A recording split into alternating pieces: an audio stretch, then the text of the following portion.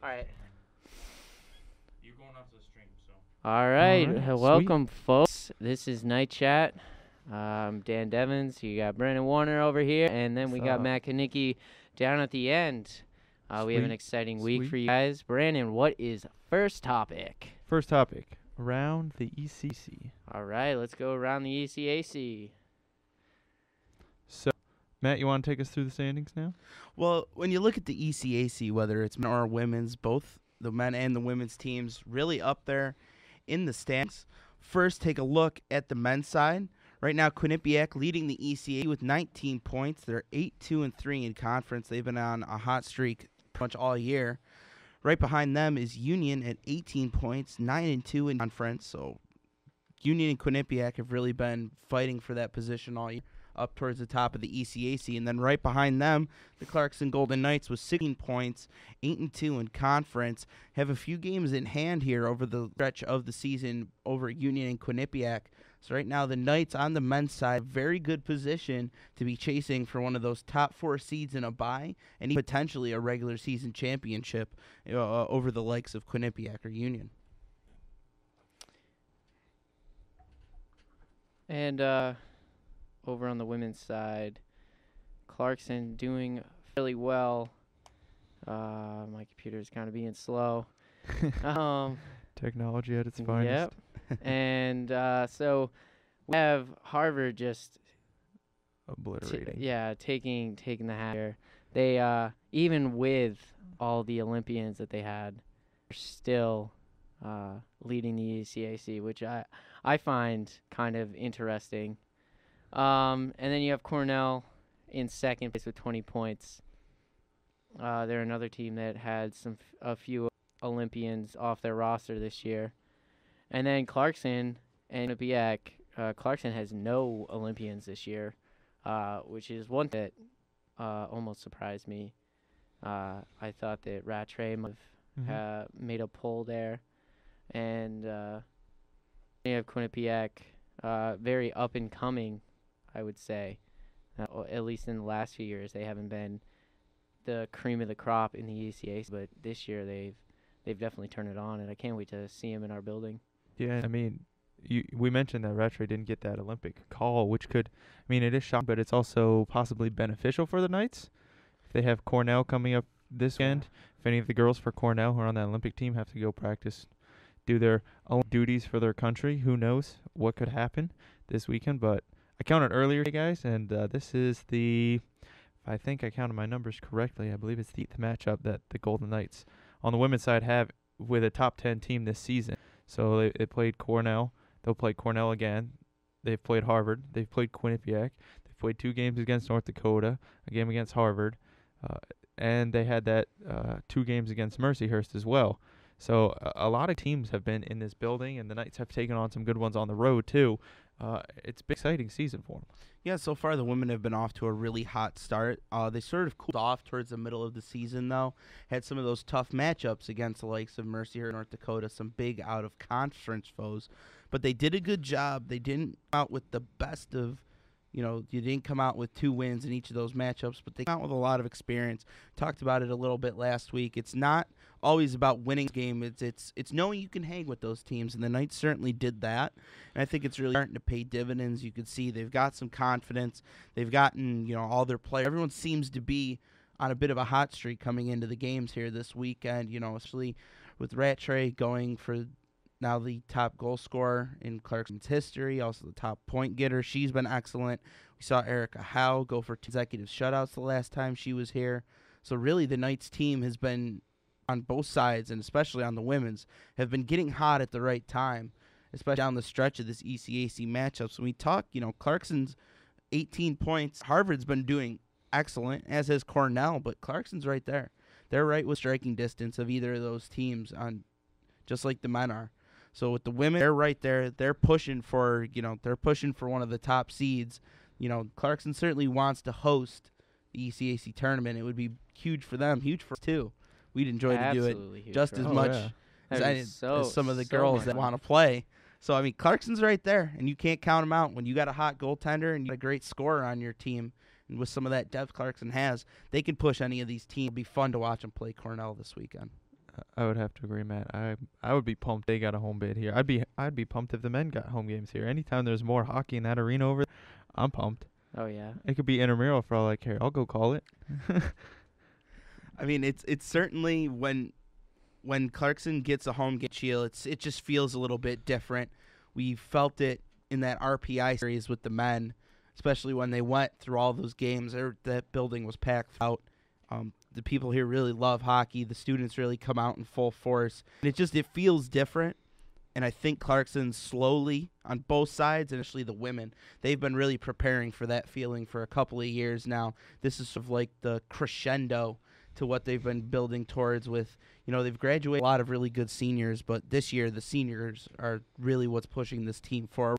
And I think they know this is their time to really step up and shine. And down this home stretch, I think the seniors are going to be really crucial to what the Knights are going to be able to accomplish. Yeah, and I feel bad for the Golden Knights going into next year, losing the women's team in particular, losing, you have Rattray, Mercer, Gagnon, Howe. Losing Howe is just Yeah, it's gonna be a big blow. That's gonna be. I mean, but it won't really be that bad. I don't know. I'm not sure because they. What's the backups? Well, there's Jenna and there's Emily. Both can play well. We've seen them play. They both play great. And then you have to wonder if they're training up Johnson behind to the freshman this year. So Yeah. I mean, but if you look to it, the men's team went through the same thing when they lost Paul Karpowicz. Yeah. And they had 1 year to kind of rebuild, and Greg took a lot of hard losses for that team last year. But this year he's been pretty phenomenal, and then the competition with the freshmen coming in is even more. So you can imagine something might happen on the women's side of the fact, but the one thing that the men didn't really have last year was a whole lot of offense. They didn't have much going as far as offensively, and the women are a team that definitely do that. But Rattray, of course, we talked about it. Matt, you mentioned it briefly. She's now the all-time pointer for the Clarkson Women's Ice History, a program this is their 11th year doing it. It's pretty 11 seasons and you're all-time point leader. But being asked about it, Rattray was quoted actually. She said, "It's crazy to think about. You look at Waldy and Selena, those two. She had a chance to play with Waldy, and they're two amazing athletes and hockey players." She said to be even in the same breath with those two players is crazy. And I think that just shows you how humble of a person Jamie Lee Rattray is, how down to earth she is. She's a fun personality to be around off the ice. She's just a quality person. Yeah, and I think she's really translated a lot of what she's seen from certain players that have been here over the years. Talk about that scoring touch from those two players, a little bit of the grittiness from Daniel Skiro's game she's brought this year. You talk maybe a little bit of that two-way play from a player like Gabby Kashuka. You really think, wow, as she's been here, she's taken a little bit from everyone's game. And I think that can be said for a lot of the players. You could see they've all taken something. They've all continued to build on who they are as players to what they are right now. And I think that's really what's helped them a lot. We knew Rattray was good when she came in here, a very highly recruited player. We got to see her in her sophomore year when she really started to show and blossom into the offensive, dynamo that she is now, where we saw, sometimes come in on 2-on-1s or 1-on-2s where she's got two defenders back there. We're looking at each other going, yeah, she still probably is going to score. Mm-hmm. And she's really stepped up her game continuously throughout her time here. And I really think it was well deserved for her to get there.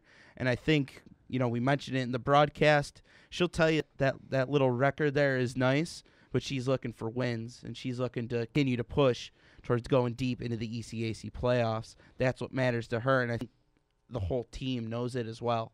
You can see it's nice for those little season accolades, but right now it's all about getting yourself into the playoffs and making it deep into the latter rounds.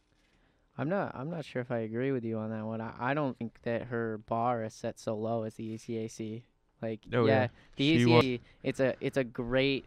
She wants it all. It's a great milestone to have, an ECAC championship. She doesn't have one. Mm-hmm. So, yeah, that'll be awesome. But I think, I would love to see them go deep in the NCAAs. That's what she said. In her interview, she said she wanted to go to the NCAAs. I don't blame her. She wasn't here when they went. She was here last year when they went, but she wasn't here when they went. It'll be 5 years ago now. when it was out in Minnesota. Haywood and Daniel Scarrow were the only two on the team last year who made it back to NCAA. So I'm sure they're looking to replicate that, kind of have that taste in their mouth and kind of want some more. So, and I think they have a good chance to do it this year. I think they do have a good chance to do it. The one thing I would caution is you can't look too far ahead into the schedule into, oh boy, we got to try. You're always building towards winning an NCAA championship, but I think you could see teams in all sports, if they start looking too far in future, everyone talks about those trap games against the team that's maybe not as high ranked, or, a team that's at the bottom of the standings. If you're thinking about, how are we going to win the NCAA championship, even looking forward to the ECAC championship, it's hard to look that far into the future. There's still a lot of games left, and I think the girls can do this, and they've showed they can. You got to be able to get yourself in the mind of, we're playing one game a night. We're not playing for the NCAA championship right now. You got to stay focused on the games that are coming in at hand. Yeah. Go ahead, Dan. You're good. Yeah, I'd say, that's a sports philosophy. You see it with football. I know that the Seahawks weren't worrying about the Super Bowl yet when they were playing the 49ers the other day. And I know for a fact that the Patriots weren't thinking Super Bowl, because we know where that gets us. And but that's just a sports philosophy. But the end goal obviously is the NCAAs. But I think that being where they are now in their history here, Clarkson's never gotten an NCAA championship, either men's or women's, and I think that within the next few years, getting one is extremely plausible. And I say, why not this year? The women, especially with the Olympics and teams not being of strength. You don't want to get a win like that, but that's the price they pay for, I guess, getting those high-ranked players on their teams. And I think Minnesota has a lot of players going. Boston College has a lot of players going. Boston University has a lot of players going to the Olympics just for Team USA, not to mention for Team Canada. Yeah. So, there's North Dakota had a couple girls when they came that could have played for Finland. They could have played for Sweden. They could have played for Germany. They had played for the U22 team. So it's very plausible that the Knights, right when the whole playoff stretch comes around for NCAA is right when the Olympics are going to be this year. So there's going to be a lot of girls who are tired from coming off, tough, grueling competition for their country. So it is very plausible, but we just want to remind everyone, though, what you're listening to. This is KnightChat simulcast with WTSC and WCKN. You can check us out on YouTube at WCKN Television. Got the YouTube channel going out live. And also, if you're listening, you can either listen WTSC 91.1 or online at radio.clarkson.edu. So what do we have next on the docket for discussion? On the docket for discussion, we got tech specs. Let's talk specs. stats for a little bit. I know Matt's not man. a big stat guy, but I've on the stats. But one thing I saw, it just as I was preparing, and the ECAC columnist for USCHO seems kind of going nuts about this recently, and he's talking about face-off wins. We talked about during the broadcast, man. There's a lot that can come on face-off wins. And Ben Sexton last weekend, he went 20 for 25 in that game against Yale. 20 for 25. I looked it up. That's an unheard of number. 20 for 25, and then in the next game, he went 13 for 22. All weekend, he went 33 for 47. He lost 14 faceoffs all weekend. And they get the sweep 3-2. So you have to imagine, that's crazy. That's just the captain. He was the best man in the dot for Clarkson, but that's unheard of. That's like some Patricia Bergeron numbers right there. That's the crazy. face-off percentage for Ben Sexton has been pretty much out of control all year. And in a radio interview with the ECAC Hockey earlier this year, talked about how that's been such a huge thing that he was asked to work on and knew he needed to work on. And he said, paraphrasing, of course, that he gave a lot of credit to his dad and his brother. His dad, who played in the NHL, his brother, who played in college, was also a Pinkton Bees alumni. But he gave a lot of credit to them for dropping hundreds of bucks for him over the summer. It's something that Ben Sexton said he really worked on, he knew he needed to work on, and now I think you're really starting to see it pay dividends, especially in those close games. You could see there was times Ben Sexton got sent out there right after a shift just to go win a faceoff. It happened 4 or 5 times towards the end of that game where he was out there for a minute. Casey Jones sends him right back out, going, "We're in the defensive zone. We need this faceoff." And Ben Sexton, as the captain, he's going out and he's delivering. And he's really stepped up his game there as well in a lot of other areas. And I really think the faceoff percentage has been huge, and it's been great for the Knights as a total team, not just Ben Sexton, but the total team. It's been great all year. And Matt, I know in lacrosse they have what they call, FOGO middies. You take the face off and you get off the field. And I think Sexton had to do that a couple times this past weekend. He was a FOGO captain. He went in, took the face off the ice as soon as he could, and I think it was really a big chance. And then at the end of that Brown game, if we're on the topic of Ben Sexton, took that 5-minute, I guess it was a major and a game disqualification, so he'll out against Colgate as they go on the road down there to Star Arena in Illini. But Ben Sexton will be out Friday. Really just lost his temper in the end of that game. It didn't look too pretty, Matt, and I know the fans got pretty riled up. I got pretty riled up myself, but I don't know if that's something you really want to see in the NCAA game. Well, it's something that was actually brought up to us on the Twitter by the WTSC hockey guys, about how they were a little shocked Ben Sexton actually got the disqualification for that.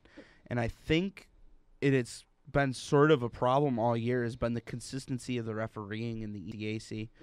We've seen times where guys have very similar looking hits or similar looking, oh, that was a hook, but this time it wasn't. And I think that's been a problem throughout all of sports is refereeing is getting so difficult. These guys are just so fast. Everything's happening so quickly. I think it's been a bit of a problem here in ACAC. The referees have had almost a little too much of an impact on a couple of these games. The Alex Boak disqualification, something that I didn't personally agree with all that much. I thought I had the 5 and the 10. I thought that was enough. And again, with the Ben Sexton penalty, I thought what had already previously, the penalties that were assessed in game, seemed like they were good enough. They said it was for fighting, but to me it didn't really look like it was much of a fight. It was 2 guys losing their temper, him and Lamakia for the Bears? for Brown. Yes. So I can't remember, but did his gloves come off? Gloves did not come off, but I know a guy, he happens to be the videographer, and he was actually at Cheel till about 11 p.m. on Saturday night. The game ended at 9? He was down there for 2 hours. The referees were looking at the tape. PC was looking at the tape, and there was a numerous punch thrown between the two, which I guess the league doesn't want to see, a fist formed in the other direction. So once a punch is thrown, I guess that's where they're going to draw the line for hitting. I don't think the gloves have to come off. And I mean, in the college game with everybody with the masks, I don't think anybody's going to want to take a glove off to try to hit someone. They're just going to keep the gloves on. So. Yeah, well, I think it's one of those funky rules that if the gloves fall off during a scrum like that, I think it's a major so that's why I asked. But yeah, I also know if you hint at dropping the gloves, shake the gloves like you see guys in the NHL do when they're calling for one, that'll get you 5 minutes as well and a disqualification. So I think it's just something that the league's trying to take out completely. But I would have to with Matt with some of the refereeing that we've seen this year. Not only here, we saw some in the women's game. We've seen some women get away with some pretty vicious body checks. And I understand they are playing physical, but some of them are a little over the top. Yeah, and I think it just needs to be a little more consistency to the calls, and I think it happens a lot in the NHL, especially around playoff time. The referees sort of put the whistles away. It's something that can really affect the way the game is played and actually the entertainment value. And I think the ECAC and probably most leagues need to just have a consistent set of way they want the referees to call the game. So either it's got to be one way or the other, because it seems there's some times where we'll come in and guys, if you get this up around the arms at all, that's a hook, no matter what. There's other times where you can get away a little bit more. So I think just consistency in general in terms of refereeing needs to really be pushed and strived for, especially in today's game. I mean, and not necessarily consistency game to game, just consistency per period. We've seen that been called. One thing gets called in the first and doesn't get called in the third, and guys are furious about it. So I definitely think it's something that the league will probably address. I'm not 100% sure. But getting back to the stats, unless anybody has anything else about the refereeing, the Knights last weekend on the power play, just one power play goal, but that was something that they hadn't had going for a little while. So that was good to see from them, the one power play goal coming late in that game against Brown. It was the game winner. It was Will Frederick, and he put it up over Tyler Steele, and I thought it was a great play by senior. It was good open ice vision from the power play unit, and I think that's what they needed to get right. Well, I think when you replay that goal, you see a really heads-up play by both McPherson and Frederick. McPherson at the point, first of all, being there to cover for the defenseman who had pinched in, and then seeing Frederick in front and make sure the puck gets there. He didn't wind up, didn't take a second to think about it, thought and reacted, and I think that's what really allowed that goal to happen, was really quick decisions. And then, of course, Will Frederick with a good, really nice play in front of the net to collect that puck and fire it up over the glove, which is all around really what you're looking for, especially out of two seniors, guys that have played together for some time, have been on the power play unit for a while, to see a little chemistry starting to build, and hopefully something they can continue to build on, because Clarkson's just about the middle of the pack, actually right at 6 in terms of power percentage from ECAC teams at 20%. So not the best, not the worst, but there's always room to improve. But there's also power plays in the league like St. Lawrence and Cornell, who are like 1 and 2 in the country. In Union, you got Shane Gossesbear, who's just firing bombs from the blue line on the power point. So there's not much they can do. I mean, they have LeBrec, who can put the puck with some velocity. He can shoot the puck. And it's surprising for a guy his size. Well, I wouldn't say it's surprising. I mean, you guys are engineers, right? Yeah. It's all about physics at that point. It's like, I mean, he has less room between him and the ice. More torque, yeah. Yeah, more torque. More or less. He'll be able to destroy the puck. Yeah. I'm surprised they haven't broken more glass in the arena. Honestly. What was that? Freshman year, Matt? Freshman Against year. Harvard? Against Harvard. And they shattered the one? Yeah. Who was that? I want to say Boak. There's pretty good pictures still on Facebook of some of the people in the pep band with the glass broken. But yeah, certainly Sam LeBrec can fire the puck. I think he's been in and out of the lineup a little bit, though, so it's been hard for him to get into a rhythm on the power play. And I think you've seen Paul Geiger step a little bit more in terms of power play time. He's not going to take a slap shot out there. Paul Geiger, though, something I really can appreciate is the really good wrist shot. And I think he's used it really effectively. We've seen times him getting it through traffic and leading to scoring chances, or if it doesn't get through traffic, it's hitting the back of the net. He has a very accurate shot. He can really get a lot behind it. And I think it's really helped, as of recent, Clarkson power play get back on track.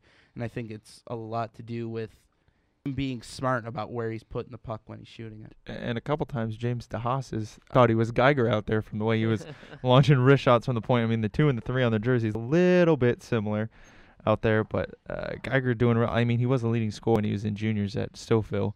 So, I mean, he came in for a role, and he has filled that role. Yeah, he's solid back there. You never worry about him coughing up the puck too much. Or I think last season the biggest concern it looked like was his feet weren't really going that fast. Yeah. And I think he's worked on his skating a lot over the summer. He's kind of improved in that aspect. You don't see him beat along the boards. He's got that frame, and he plays back there with Tansy. And Tansy's a guy who likes to play with his heart. Doesn't always play with his head all the time. Usually makes pretty good plays, but sometimes Kevin goes with a big hit over the smart play along the boards. But Geiger's usually there to back up, and Geiger's made a couple, I'd say, game-saving plays back on 2-on-1s on defense when you want to take the shot, but you have to take the pass, and you kind of depend on your goal. So in that regard, I think he's been, I'd say, probably the best D-man of the season so far. I think a lot of it also goes back to last year. There was a lot of growing pains for the Knights. We saw a lot of mistakes, and it was always It's always easy for us up in the press box to have the bigger view of the ice, go, wow, why is this guy not there? Why is this guy not over here? And I think Clarkson's done a really nice job of getting their defensemen that know that little extra feeling about where to be on the ice. And I think you're starting to see now the likes of guys like, we haven't seen James Howden as much, but when he's out there, been very solid. See Paul Geiger, Kevin Tansey's return. A lot of the defense now is not making those mistakes, which is making it a lot harder to beat the Knights. And while the Knights still aren't one of the top scoring teams in the nation, they're getting more of the job done. They're getting more goals and they're giving up fewer goals, and that's always going to lead to more wins. And we've seen it, and it's especially been good in some of these 1-goal games where I think in that Yale game, I don't remember Yale having a very good chance right up until the last minute. I mean, the last 6 minutes, maybe a good minute of good chances for Yale, but other than that, the Knights did a really nice job of shutting down the Bulldogs and keeping them out of the scoring areas. We thought was really something that Clarkson improved and worked on and has done a very good job of this year. And one guy who kind of flies under the radar, Matt, we saw him last year. He played like that third line, fourth line winger.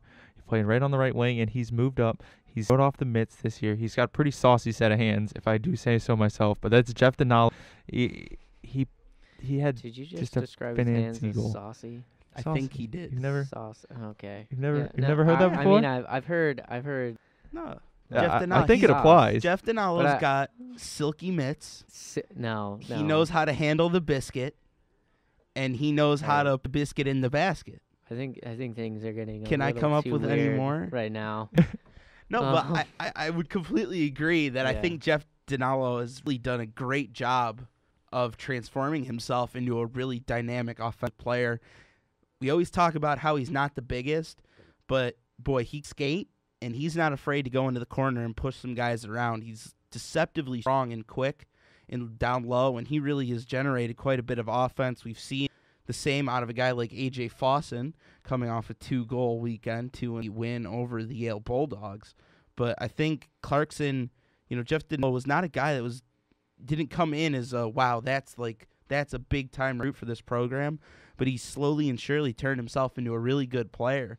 And the guys that's really now leaned on for some scoring touch, or if not scoring, sending some other guys. We've seen him have some of those assists on some of the bigger Al McPherson goals from the year. Oh, I would definitely say that. Definitely. He's definitely stepped up and played a decent side role on this Golden Knights team this year. And I think Perry DeRiso has been a nice addition in the last few years, Matt. Would you agree? He's not the biggest guy. He's got about the frame, SBC, Denalo, and McPherson. He gets the feet going, plays on that third line. And he looks like Denalo did last year, except maybe with a tad bit more skill in his freshman season. He's had more time, and he played pretty well. I think Clarkson certainly has done a very good job of bringing in some better recruits that really fit Casey Jones' system a little bit more. I think you can see he wants, those top 2 or 3 lines to all be about speed and transition into the zone. Then that last line, he wants a little bit more zone control. And I think Perry DeRiso fits the mold that we've seen from Clarkson here recently. Guys that have really had some success. And it's been guys when Burton was playing on the wing, when Jeff Denalo was on the wing, A.J. Fawson, Perry DeRiso, T.J. Moore, for that matter, who's been very good as of recent. Casey Jones wants a shiftier, quicker winger, but a guy that can still go in and work through the corners, not so much through physical brute force like a Will Frederick, but through that quickness where it's hard to get a man on him, can control that puck. And I think, of all those guys we've named off, Casey Jones has really started to build this system that's really starting to work for the Knights. Can see it's paying dividends, especially this year, now that he's gotten a couple of years of the guy he wants for his system into this program. And I think that's what Casey Jones was alluding at in his interview after the midweek interview he had with Cap Carey from Watertown. He said their whole goal this year is, get their legs under them, get their feet going, skate well, puck pursuit. When you get puck pursuit, it's hard for teams to really have a lot of space to do anything with, and I think that's what was the key to their victory over Yale. They didn't allow Yale any at all. Yale seems to kind of be one of those zone control teams, kind of has to set up, get things going, and when you got guys pursuing the puck like Clarkson did, they didn't have any room to move, and I think that led to that shutdown of the Yale team that we saw. Uh, and as you mentioned, Matt, they didn't really have any great chances, and I want to say that's probably because of the system Casey Jones has in place now. Yeah, and I think it's a lot to do with the defense as well, which is continued to build. And it's just in general, this team seems like more of a cohesive unit than it did, especially last year. There was a lot of new guys in the lineup, and this year, while there's been some line shuffling, a lot of these guys have played together throughout their careers, so they're a little bit more used to playing with each other. And I think that's really helped them all together. The defense know where their partner's going to be. They know where the forward's going to be, and the winger, when he gets stuck along the boards, knows right where to put it for the center. So I think you're seeing a more cohesive team and a more cohesive line-by-line unit, and it's leading to more chances for your team, less chances for the other team, and all around just more exciting hockey to watch. And I think that's really the team this year has been more exciting. That's why you're getting more people to come out. We're more excited to get out there and call, because when the team's good, it's more fun for everyone, and especially for guys too. They'll tell you this season's a lot more fun than last year. So that's certainly, they've continued to build, and they're going to need to continue to get better throughout, the next couple of weeks through this rigid ECAC schedule. Now, have you guys heard anything about 2015 commits? Or no, they would be 2018? Oh, The next class? No, I was just wondering. 2018? Yeah, they would graduate. So next year's freshmen. Yeah. Have you guys heard anything about I that? heard a couple guys signing. I know that was something I came across today. I didn't really look much into it. I know the NCAA just passed some new regulations as far as recruiting go, and that's been big. A lot of coaches around the league really excited about that. Really, it was limited in the past. You can only send one tweet or one Facebook message or one phone call or one text message to a guy per month. And you couldn't talk to him, and I believe it was the middle of June or July, something like that. And it really, guys were going straight to the CHL, whether that be the Ontario Hockey League or a couple various other leagues in Canada, which then of course they have no more NCAA eligibility, and you can talk to them as soon as January 1st it is, I believe. Yep. And there's unregulated contact. You can send them as many Facebook, whatever the heck you want to send them. And a lot of coaches are really excited knowing they can get some more quality players before they go to the OHL. And I think it also says a lot for the players as well. They can come in, get an education, play hockey, and then that way, a lot of these guys, I hate to say it, but they're not going to go to the NHL. And that's the perk being a college hockey player. You still have something to fall back on should hockey not get you there. Yep. And it's also now they're going to be able to recruit, I don't know how the underclassmen a little bit more often. So some of those guys that are actually high school sophomores now start committing to colleges without, as long as they initiate contact out to coaches. So if John Smith is a high school sophomore and calls Casey Jones, he can then start to recruit him and talk to him about the program, whereas that wouldn't be able to happen normally. Now that's something that can be put into place, and you just start recruiting guys earlier. That way they're a little more set up as to what they're going to be doing with the rest of their life. I think it's also going to help bring in some better recruits that would go, boy, I need to know what I'm doing right now. So those guys that go to junior colleges and play in the junior leagues instead of going to college hockey will now know they're recruiting me, they've already given me this. I know I can definitely go there. And it just gives college hockey an opportunity to be more in the mix and more competitive for some of those higher recruits that want to know what they're doing right now. Yeah, and it also allows schools the guys to prepare more for college hockey. Like if you know that you're going to, say, Clarkson when you're a sophomore in high school, like you're gonna work your butt off during your high school play, your junior. Well, most of those guys will probably play juniors, but you're work harder at school, which will benefit you in the long run, and then you'll work harder at hockey as well. And I mean, that'll benefit all of us in the long run. And I think that's something that with those new regulations, those would be awesome. I know my sister went through it. She couldn't talk to them until June, and at that point, like, a lot of the girls had been committing. Well, they couldn't talk to her so she didn't really know like who was really interested in her until then, and to know that in January would have been nice. Like it's mid season. Mm-hmm. Like if somebody's having a killer year, like you want to pick up mid season, commit them to your team, and they'll start off in the fall with you. That's awesome. And Casey's a recruiter. That's what he does. That's why he came here. Yeah. And I'm looking forward to him finally having his own team. It's not this year, but it's the year after. This is the last group of Mm-hmm. what's his face there? Yeah. It'll be all Casey's recruits. How about Yeah. that? But just remember when you're listening to Night Chat here on WTSE 91, also simulcasting out to YouTube at WCKN Television. But Matt, have you ever heard of bracketology? I know they do it for college basketball. Oh yeah. They for basketball, and I'm thinking at least that I'm Yep. gonna have to print out a bracket. I know College Hockey News and the USCHO do some bracketology guys on their website. And I guess the way they do it, they say, if the season was, they do it after every weekend. I think it comes out Monday or Tuesday, something like that. But if the season was to end right now, we're going to take the top guys from each conference. We're going to give them an automatic bid. Then we're going to know the rest from pairwise. It's a big process. You take everybody from pairwise, you get that way. And then all the number 1 seeds, they give everybody number 2 seeds. The 4 get number 3 seeds. The next 4 get number 4 seeds. And then they put the 1 seeds at here and 2 seeds there and 3 seeds. And then they're trying to match it up so, the same conference is playing each other in the first round. So they'll trade 2 seeds or 3 seeds. And they want to get, schools into locations that are favorable for them. It's a big process.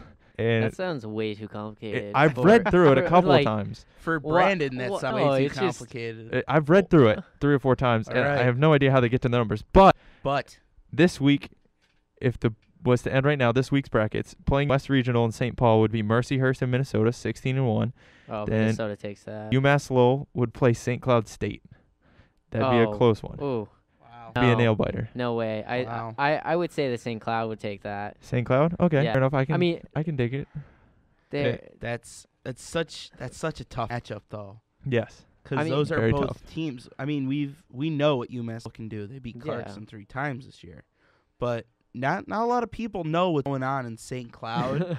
But they've got a really good hockey The team hockey- brewing I there. mean, Huskies, yeah. they made it to the Frozen Four 2 years ago. Yeah. Yeah. It's- Yeah. It's been good. So Lowell, though. Lowell's been making some late Yeah. season runs. But it's it's- always when we to this time, no one ever talks about St. Cloud. Nobody does. No No one one, does. and they They always fly sneak radar. in. They always fly in, always sneak in. That's it's- why I would pick them. I would pick them over UMass Lowell. Like our games with UMass Lowell, they weren't They're- that bad. They were close games. Very Yeah. Yes. close, very close. Yes. So I mean, It's Yeah. tough. And the way they play in the West is completely different. We saw that when oh my God. when North Dakota went in town against the women. I mean, girls just had more velocity on their shots. And if that's any case in the women's game, I can imagine going to a game, out west and WCHA big guys. I can't imagine. Anyway, moving on. Midwest, they would be playing in Cincinnati. It would be Michigan and Union. Who do you got in Ooh. that? See, we really Yeah. haven't seen much of Union this year. We haven't seen But- them I'm yet. gonna get them next weekend. But we know that they're good. yeah, Yeah. We know Union's good. We know Been good. good for a bunch of years now. But can they compete with a Michigan team that's they've got the top recruits almost every year. Oh yeah, without a They're doubt. fast. They're they're fast. fast. And a lot of that That's their thing. now here comes my Buff Sabres knowledge is JT Comfer, 2nd round pick last year, came in as a of age guy, 18 years old, comes into college hockey and he's leading them in assists, I think. Wow. Some 18, 19 assists on the year. They've got good players there at Michigan, and generally in this tournament they do pretty well. Yeah. I just don't know about Union. We did see Michigan get upset by Cornell a few years back when mean- Andy Isles stole the show from them. And Union had a late season push last year. And 2 years ago, but that was kind of on the back of Troy Grosnick, who has since departed to go play with Dark's organization. But it's still, I don't know. I couldn't call that one. So what are the seeds for this one? That this would be the number 4. They're number 4 in the nation right now. This would be So they'd be number 1 in that bracket as far, okay. and Michigan would be So- the 4 seed in the bracket. I mean, if you're going with the odds there, I don't. It's a different style of play. Yeah. And that's the hard part of going between like ECAC, Hockey East, WCHA. All it's just different. Yeah, And definitely. I'd like to say that the ECAC team's gonna come out because I mean I'm just optimistic like that, but Yeah. who knows? I think maybe in 2 weeks we We'll can have a come better back and understanding. answer that question. Yeah, Exactly. I mean, and if I they, think we'd be able to if they tell. come and they stomp us, which I don't foresee happening, but Yeah. if that happened, then Yeah. we'll be able to say these guys are legit, Yep. and Mm-hmm. not that they're not legit now, but But anyway, moving on. 2 seed and the 3 seed in the Midwest Regional would be Notre Dame at Ferris State. And again, those are so, Ferris State's another one of the teams that That slides under Slides the in. radar. Yep, Under, exactly what I was thinking. but they're very good. But Notre Dame has been really Phenomenal. excellent this year. Did you see Alabama Huntsville score? I think not. they came away. I went back to my apartment. It was on NBC Sports. You know, NBC has that contract with Notre Dame, so seems like their Friday night ice has been Notre Dame, more Notre Dame, and some more Notre Dame. But Notre Dame, I think they blew out Alabama Huntsville. Granted, Alabama Huntsville last in NCAA right now. It was 12-1. it's Alabama, okay? It was still 12-1. It's hockey in Alabama. Alabama. You know what they Huntsville- do with hockey in the South? They move out of the South. That's Look true. at the Atlanta Thrashers. Exactly. They moved. The Atlanta Thrashers were there for what? Maybe 10 years.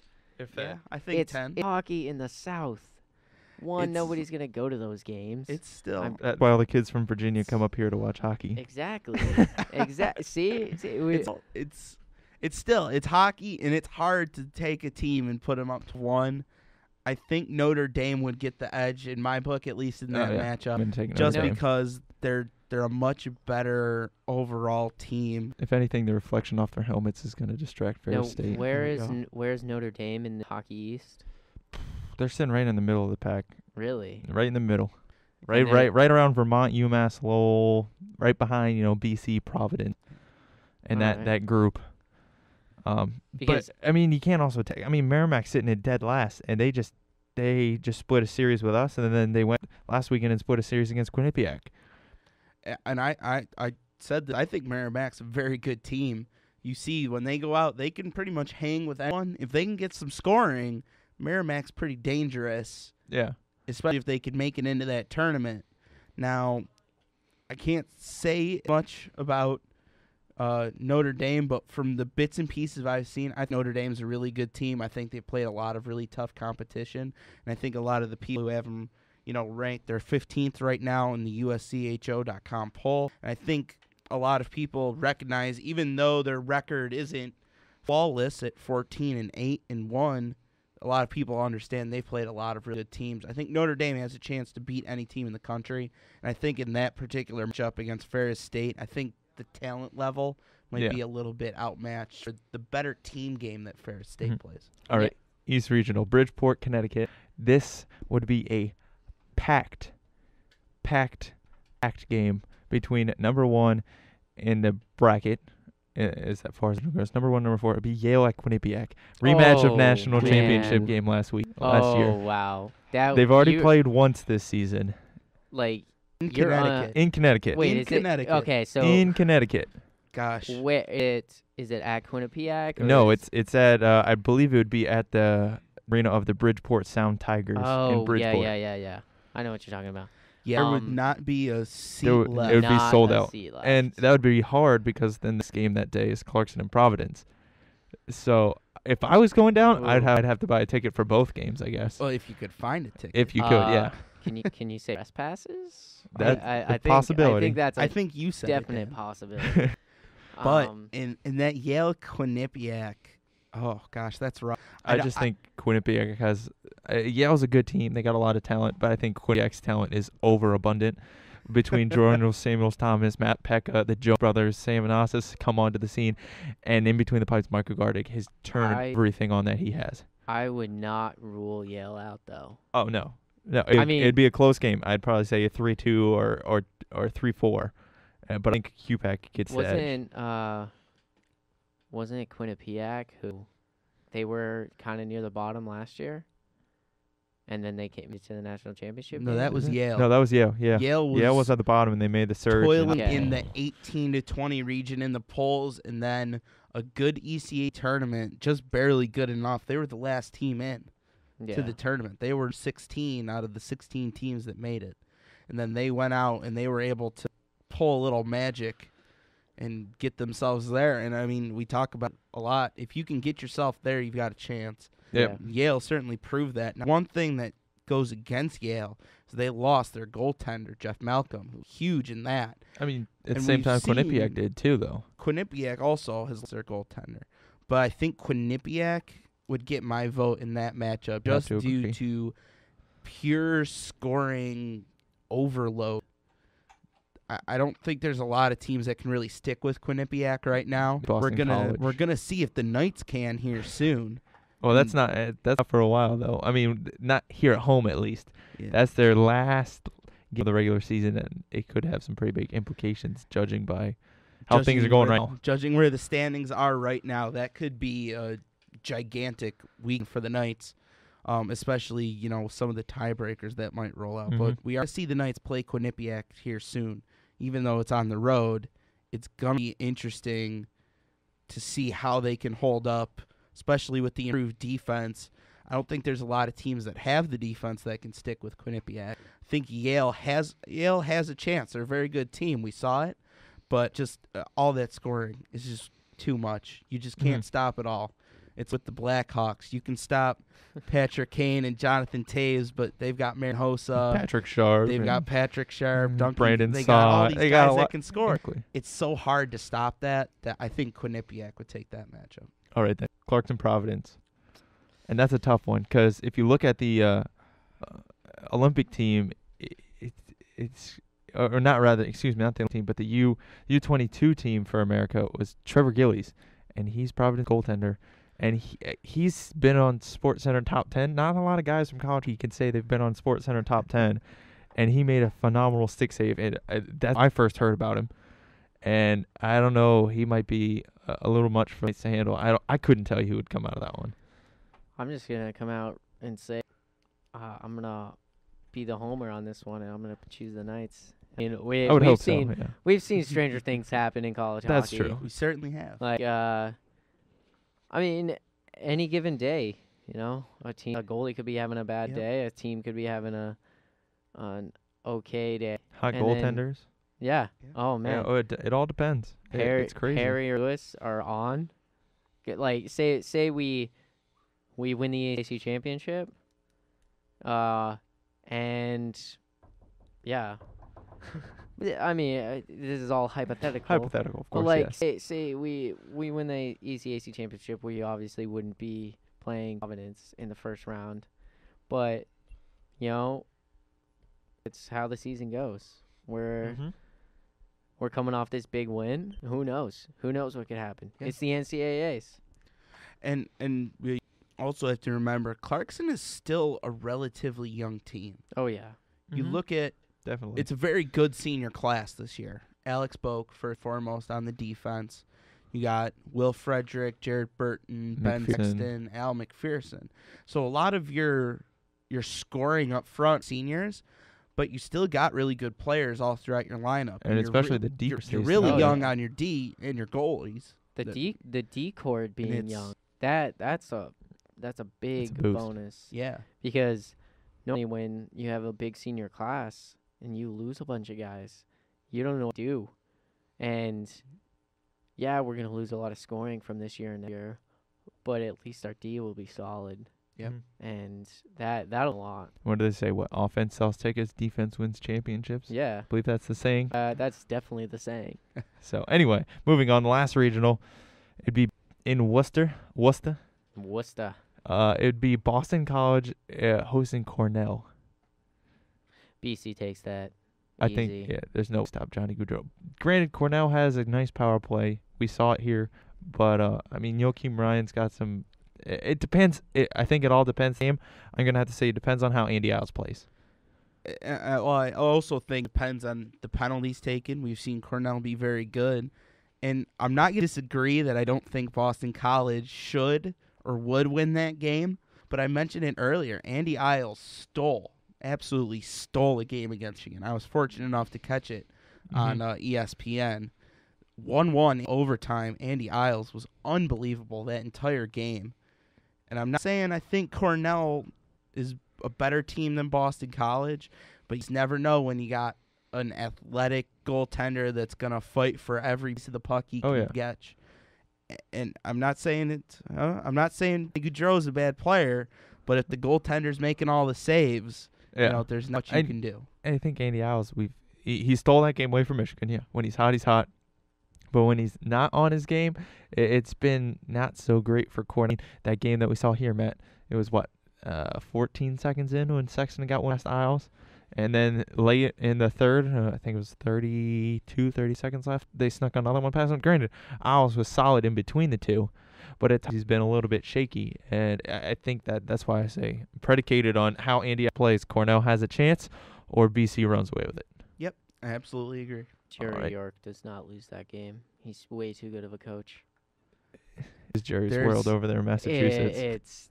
Especially in Worcester. Like you're gonna have the home. You can be the best coach, crowd. But if the goalie's not letting anything past him, I mean, and here comes my Buffalo Sabres affiliation coming back again. Again, really? You got two Sabres references in one night. Do not bring up Ryan Miller. Let's please. think about Ryan Miller. No. Okay. What about in those Olympics? Vancouver? The U.S. shouldn't have been there.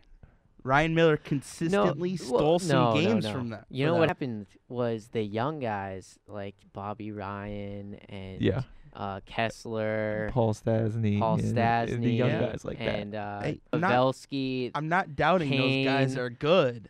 They got them to the finals there. I'm not doubting those guys are good. I'm just saying it was in Canada, in Vancouver. They had Roberto Longo was their starting goaltender. Yeah, and the U.S. team stuck with them the whole way. I'm saying, it doesn't matter how great of a coach you are or what kind of position you're playing in or where you're playing. If it's a hot goaltender, there's nothing you can do about it. You just got to continue to put shots on. And if he stays hot, you got. I don't tough. Know. I don't want to go against my country or my team, but that last goal. Oh, let's not get into that this. Was weak. Yeah. That was a weak goal. It's one of those things that it's one of those things where it was a long road to the finals there. Yep, it was. And he had laps, and that kind of stuff happens.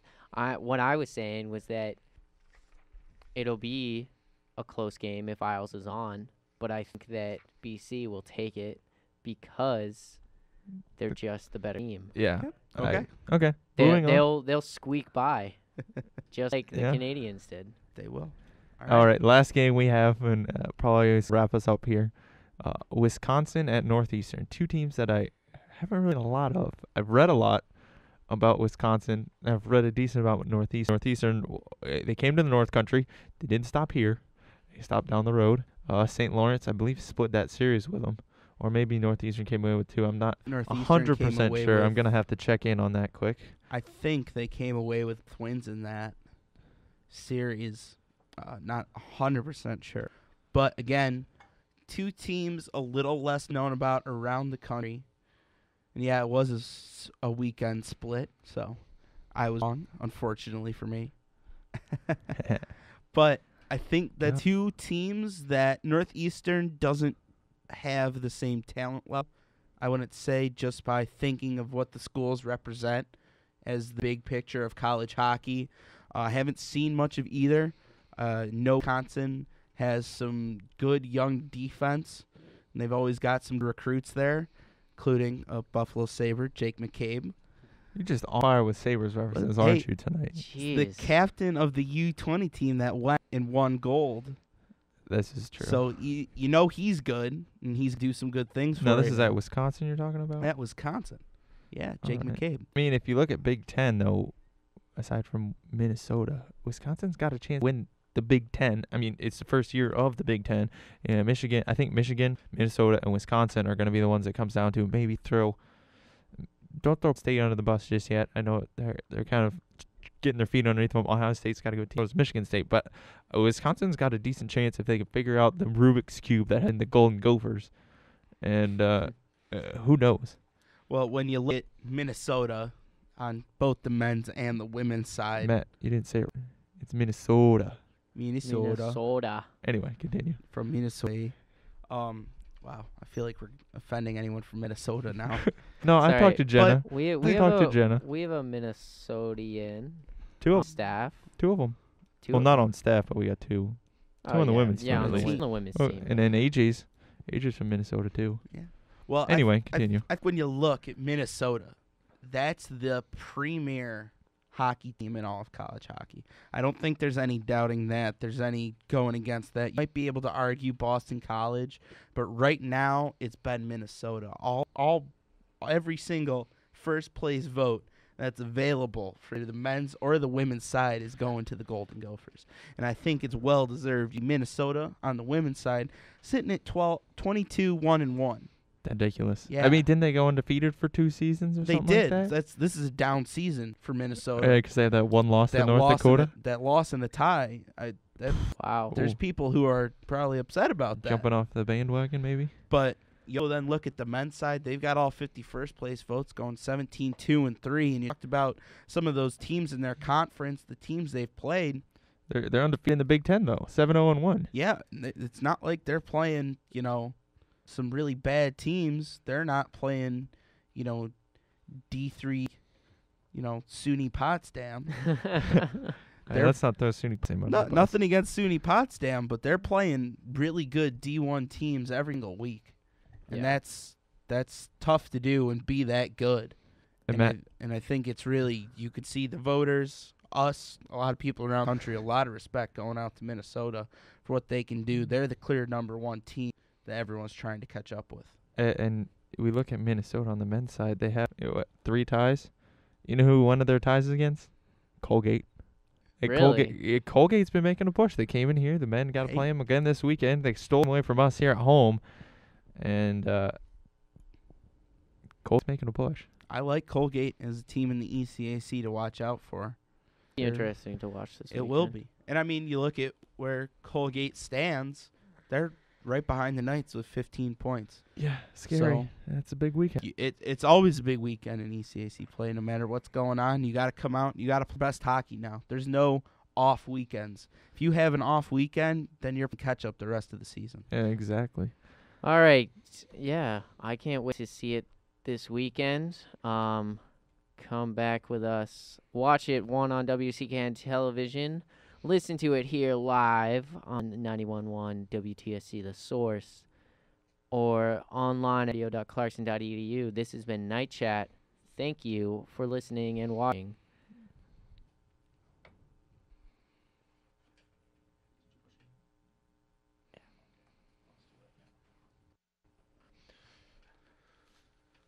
Are we on?